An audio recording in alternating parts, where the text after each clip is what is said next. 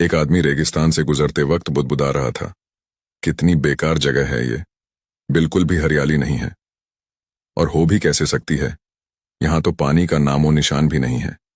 तपती रेत में वो जैसे जैसे आगे बढ़ रहा था, उसका गुस्सा भी बढ़ता जा रहा था। अंत में वो आसमान की तरफ देख झल्लाते हुए बोला, क्या भगवान, आप यहाँ पानी क्यों नहीं देते? अगर यहाँ पानी होता तो कोई भी यहाँ पेड़ पौधे उगा सकता था, और तब ये जगह भी कितनी खूबसूरत बन जाती।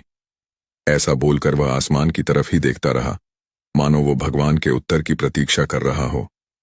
तभी एक चमत्कार होता है। नजर झुकाते ही उसे सामने एक कुआं नजर आता है। वह उस इलाके में बरसों से आ जा रहा था, पर आज तक उसे वहां कोई कुआं नहीं दिखा था। वह आश्चर्य में पड़ गया और दौड़कर कुएं के पास गया। कुआं लबालब पानी से भरा था। उसने एक बार फिर आसमान की तरफ देखा और पानी के लिए धन्यवाद करने की बजाय बोला, पानी तो ठीक है, लेकिन इसे निकालने के लिए कोई उपाय भी तो होना चाहिए। उसका ऐसा कहना था कि उसे कुएं के बगल में पड़ी रस्सी और बाल्टी दिख गई। एक बार फिर उसे अपनी आंखों पर यकीन नहीं हुआ। वह कुछ घबराहट के साथ आसमान की ओर देखकर बोला, लेकिन मैं ये पानी ढोऊंगा कैसे? तभी उसे महसूस होता है कि कोई उसे पीछे से छू रहा है। पलटकर देखा तो एक ऊंट उसके पीछे खड़ा था। अब वह आदमी अब एकदम घबरा जाता है।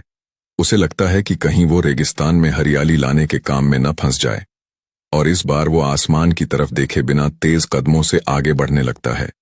अभी उसने 2-4 कदम ही बढ़ाया था कि उड़ता हुआ पेपर का एक टुकड़ा उससे आकर चिपक जाता है।